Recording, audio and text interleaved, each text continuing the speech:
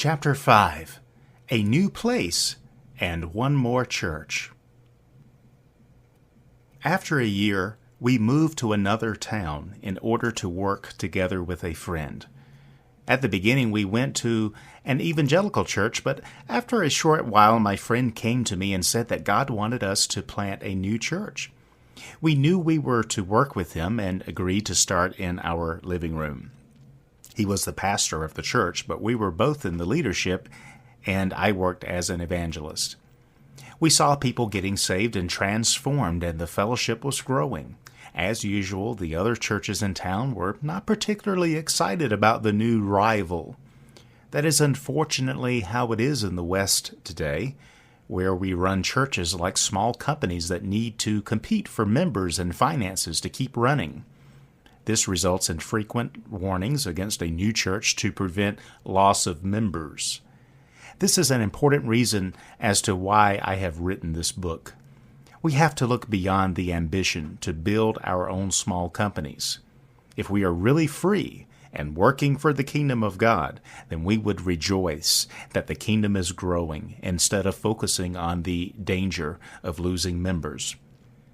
Our new church grew primarily with new people and not with people from other churches.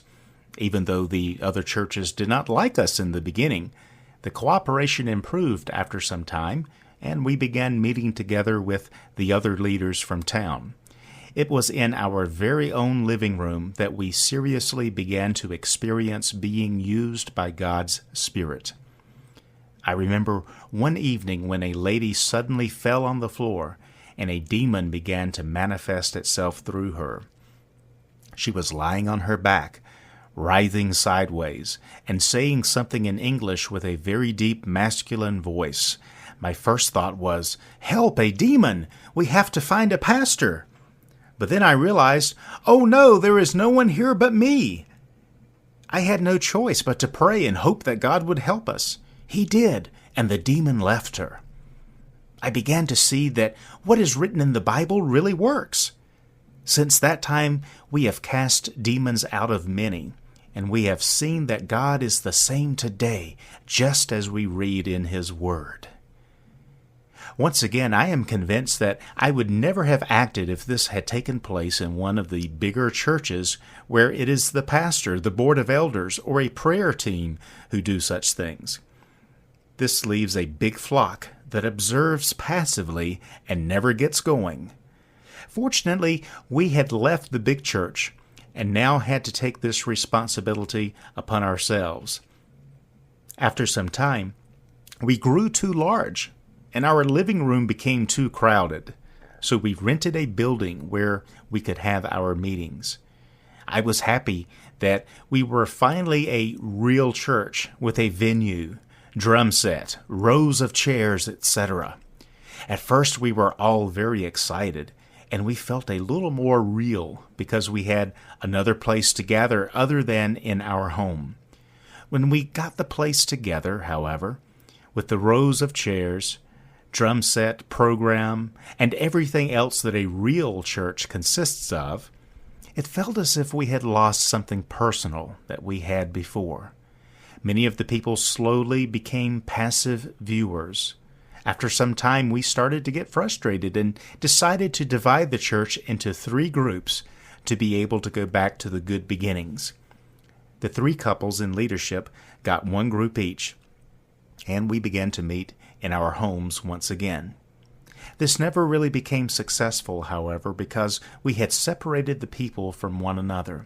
Some people in our group would rather be in another, and vice versa. It never went back to what it used to be, an organic and living fellowship. After some time of frustration in the church, we introduced some changes to how we ran it. As a result, I had to choose between the church and a mission organization, the Last Reformation, that I had started.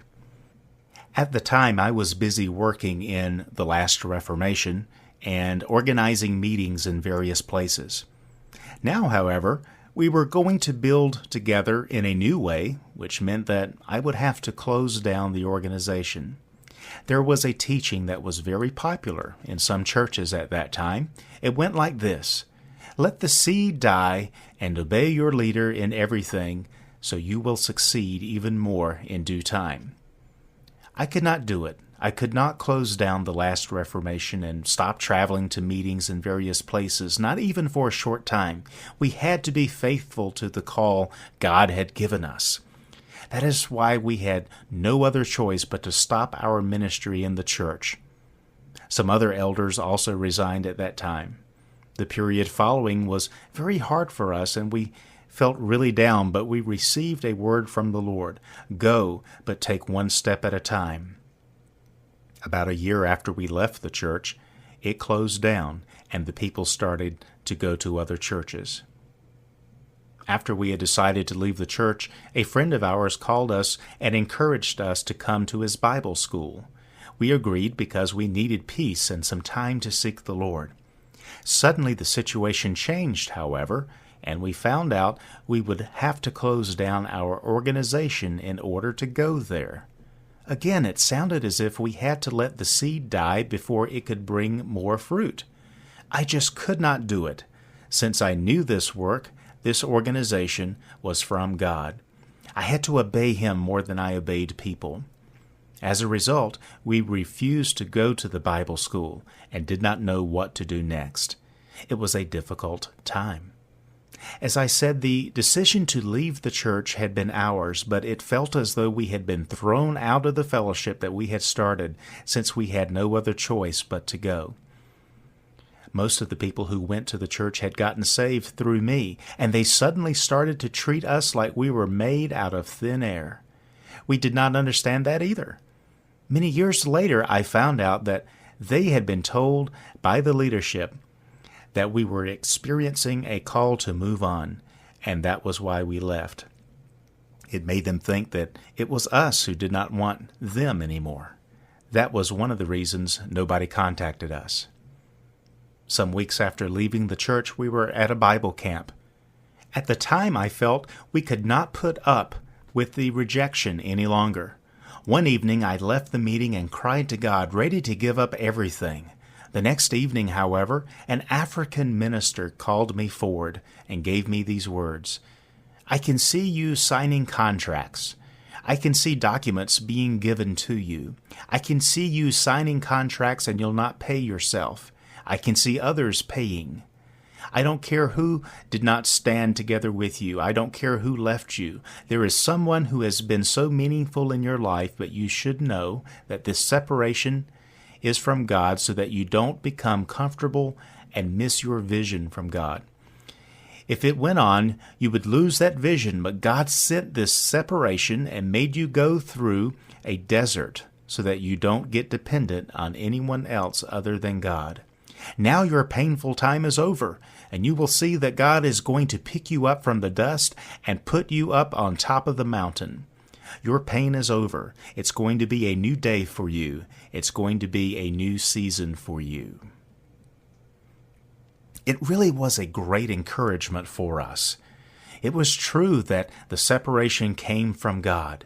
If we had stayed, we would have lost our vision. It really hit home.